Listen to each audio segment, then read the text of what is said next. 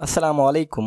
मैं हूं आपका होस्ट अबूजर मंजोठा और आप देख रहे हैं anthropology cafe Pakistan YouTube channel. Omicron virus. जब जनूबी अफ्रीका में साइंसदानों का कोविड-19 की नई किस्म ओमिक्रॉन से सामना हुआ तो दो चीजें बिल्कुल वाज़ेह तौर पर अलग नजर आईं। पहली और सबसे अहम, वायरस की इस किस्म में नजर आने वाली तब्दीलियों की तादाद थी। कई तब्दीलियों का ऐसा मजमुआ था जो अब तक माहिरीन के आलमी नेटवर्क की जानिब से की गई जनियाती मॉनिटरिंग में सामने नहीं आया था। जनूबी अफ्रीका की यूनिवर्सिटी ऑफ क्वाज़ुलु नाताल में मुतअद्दी अमराज के डॉक्टर रिचर्ड लेसल्स इस टीम का हिस्सा थे जिसने नवंबर के अवाखिर में ओमिक्रॉन की सबसे पहले दरियाफ्त की। उन्होंने बताया कि ओमिक्रॉन में कुछ चीजें बिल्कुल ही मुख्तलिफ हैं। उन्होंने और उनके साथियों को लगा कि कुछ गैर मामूली सूरत हाल पैदा हुई है। उन्हें लगता है कि ओमिक्रॉन ज़ेली सहाराई अफ्रीका में कम मुदाफियत वाले किसी एक शख्स के अंदर इर्तिका पजीर हुआ और फिर 40 से जायद ममालिक में फैल गया। डॉक्टर रिचर्ड इम्कान जाहिर करते हैं कि हो सकता है उस शख्स का निज़ाम मुदाफियत HIV को बगैर इलाज छोड़ने की वजह से कमजोर रह गया होगा। वैसे तो इस किस्म के ज़हूर के बारे में कम अज कम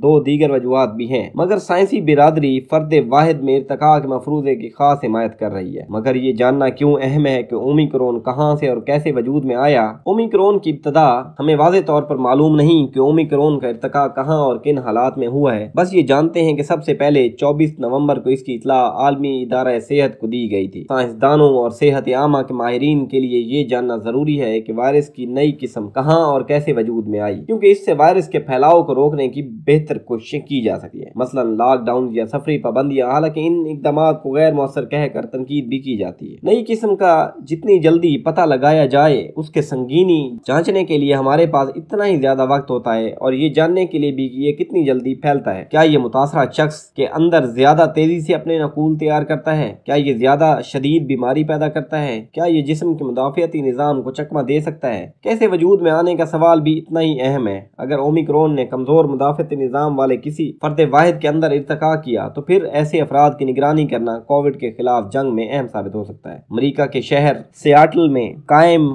फ्रेड हैचनसन कैंसर रिसर्च सेंटर में वायरोलॉजिस्ट डॉक्टर लीरी कोरी कहती हैं, अब हमारे पास नई इकसाम और कमजोर मुदाफियत वाले अफराद में कोविड की संगीन इन्फेक्शन के दरमियान ताल्लुक का इशारा देता ज्यादा डेटा मौजूद है। मगर वो कहते हैं कि ये लोग अब भी कोविड की रोकथाम की हिकमत अमलियों में अहम जुज़्व बन कर सामने नहीं आए। ओमिक्रॉन का इर्तिका फर्द वाहिद में कैसे हुआ? साइंसदानों का कहना है कि उनके पास ओमिक्रॉन के इर्तिका के बारे में अक्लमंदाना अंदाजे लगाने के लिए मुतअद्दिद इशारे मौजूद हैं। डॉक्टर रिचर्ड कहते हैं कि ओमिक्रॉन मौजूदा इकसाम से कहीं ज्यादा मुख्तलिफ है। जिनियाती तजिए से ये बात सामने आई है कि ये वायरस की शजरा नस्ल की एक बिल्कुल मुख्तलिफ शाख पर मौजूद है। इससे भी अहम ये बात है कि ओमिक्रॉन में माजी करीब की तब्दीलियों का रिकॉर्ड मौजूद नहीं, बल्कि उसकी करीब तरीन शक्ल सन 2020 की वस्त की है। यूनिवर्सिटी कॉलेज लंदन में कंप्यूटेशनल बायोलॉजी सिस्टम्स के प्रोफेसर फ्रांसवा बालो कहते हैं कि इस खला से अंदाजा होता है कि बेपनाह तब्दीलियों वाला ओमिक्रॉन वायरस छुप कर इर्तिका पजीर हुआ।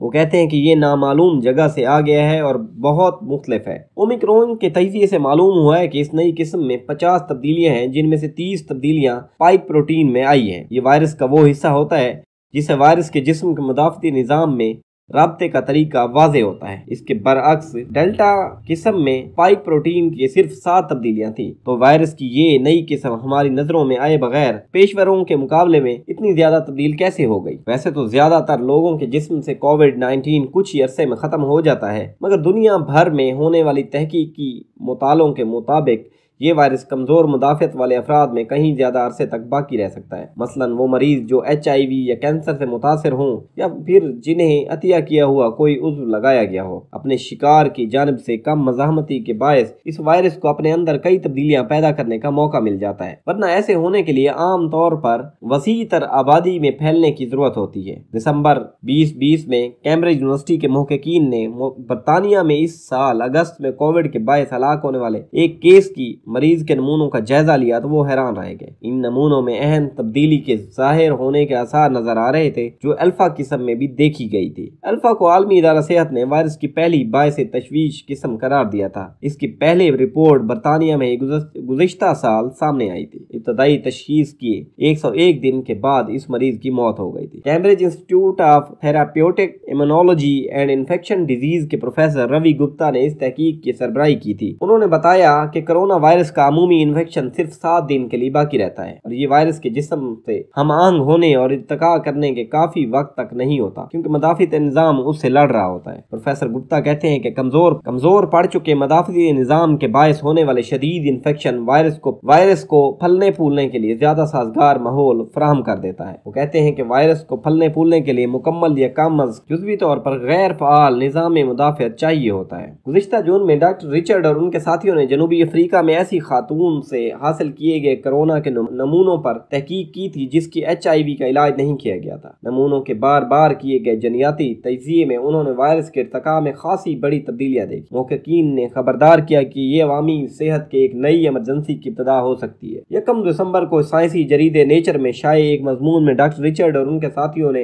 اندازہ پیش کیا کہ ذیلی صحرائی افریقہ میں HIV کا علاج نہ کروانے والے 80 لاکھ افراد اس وقت مؤثر وائرس کش علاج نہیں حاصل کر رہے۔ اس میں وہ لوگ بھی شامل ہیں جن کا کبھی اس بیماری کے لیے ٹیسٹ ہی نہیں کیا گیا۔ اگر ڈاکٹر ریچرڈ اور پروفیسر گپتا درست ہیں تو یہ وائرس کی نئی اقسام کے پھلنے پھولنے کے لیے مثالی جگہ ہے۔ اس کے علاوہ دیگر نظریات سائنسدانوں کا کہنا ہے کہ اومیکرون کی شروعات کے بارے میں 2 دیگر قابل یقین مفروضے موجود ہیں۔ ان میں سے ایک مفروضہ یہ بھی ہے کہ اس وائرس نے پہلے کسی نامعلوم جانور کی آبادی کو متاثر کیا، پھر اس کے اندر تبدیلیوں سے گزرنے کے بعد واپس انسانوں میں داخل ہوا، بالکل ویسے ہی جیسے مارچ میں عالمی ادارہ صحت کی رپورٹ کے مطابق ابتدائی کرونا وائرس انسانوں تک پہنچا تھا۔ مگر ڈاکٹر لیری کوری کہتی ہیں کہ اب تک اومیکرون کے لیے جینیاتی تجزیے سے اشارہ ملتا ہے کہ اس کا ارتقاء انسانوں میں ہی ہوا ہے۔ ڈاکٹر کوری کہتی ہیں کہ ڈیٹا سے اندازہ ہوتا ہے کہ جانوروں سے منتقلی کا مفروضہ سامنے موجود نتیجہ جتنا ممکن نہیں ہے۔ پروفیسر بالو کہتے ہیں کہ ان کی ٹیم کو جانوروں سے منتقلی کے متعلق کوئی واضح سراغ نہیں ملا۔ اومیکرون کے بارے میں ایک اور مفروضہ یہ بھی ہے کہ یہ کسی فرد کے اندر نہیں بلکہ ایسے علاقے کی آبادی میں پنپ رہا ہے جہاں زیادہ جینیاتی مانیٹرنگ نہیں ہے، جیسے کہ کئی افریقی ممالک میں ہوتا ہے۔ اس کے بعد یہ جنوبی افریقہ پہنچا۔ برازیلین ماہر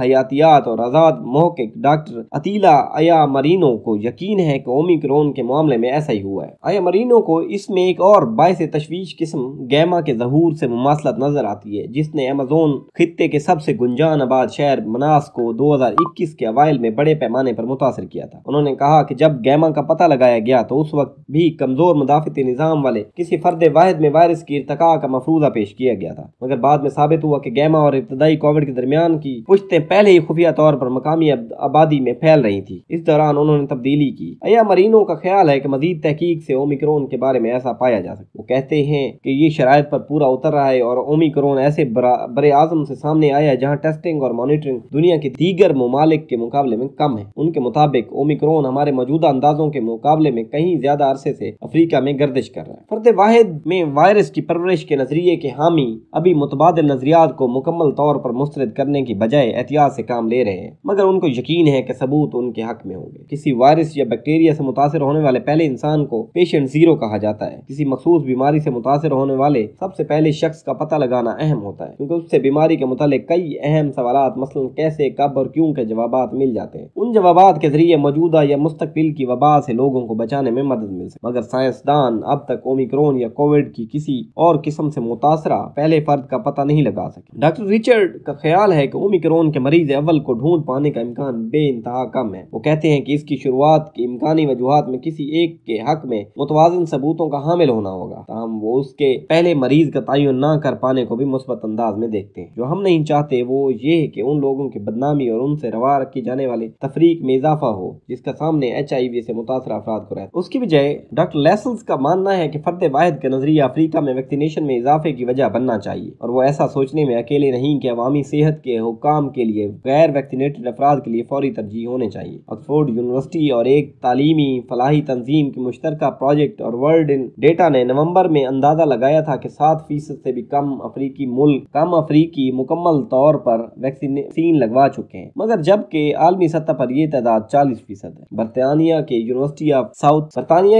آف ساؤتھ میپٹن میں عالمی صحت کے senior research fellow doctor Michael Head کا خیال ہے اگر ہم کووڈ کی نئی اقسام کو ابھرنے سے روکنا چاہتے ہیں تو ہمیں ویکسین کی غیر متوازی فراہمی پر زیادہ توجہ دینی ہوگی۔ کووڈ سے متعلق دیگر چیزوں کی طرح کئی عوامل ہوں گے جو کہ نئی اقسام کے ابھرنے میں کردار ادا کرتے ہیں، مگر ویکسین کی غیر منصفانہ فراہمی یقینی طور پر اہم وجوہات میں سے ایک ہے۔ مجھے یقین ہے کہ اومیکرون افریقہ میں اس عدم مساوات کا نتیجہ ہے۔ مائیکل ہیڈ کہتے ہیں کہ اومیکرون ہمارے لیے ایک اور یاد دہانی ہے کہ زیادہ ویکسین فراہم کرنی چاہیے اور ویکسین کی فراہمی میں में मौजूदा अदम मसावात कोविड-19 को फूलने का मौका दे रही है। अगर आपको वैक्सीन नहीं लगी हुई तो आप सख्त बीमार पड़ने और तवील अरसे तक बीमार रहने का इम्कान बढ़ सकता है। उसका ये भी मतलब है कि वायरस को अपने अंदर तब्दीली के लिए मजीद मौके मिल जाते हैं, जिससे नई बायसे तशवीश किस्म उभरने का खतरा बढ़ जाता है और हमें एक और यूनानी हर्फ सीखने की जरूरत पड़ सकती है। क्या एक और सवाल कि क्या पाकिस्तान में ओमिक्रॉन वायरस पहुंच सकता है? तो इसके हवाले से हमारे ज़राए का कहना है कि फरवरी के अवाखिर या अवाइल में ये वायरस पाकिस्तान के अंदर मौजूद होगा और मुमकिन हो सकता है कि पाकिस्तान के अंदर फिर से एक दफ़ा लॉकडाउन का खदशा बरकरार रहे। तो मजीद ऐसी वीडियोस देखने के लिए हमारा चैनल सब्सक्राइब करें, शेयर करें, लाइक करें और बेल का आइकन जरूर प्रेस करें। शुक्रिया और अपने होस्ट अबूजर मंजोठा को इजाज़त दें। अल्लाह हाफिज।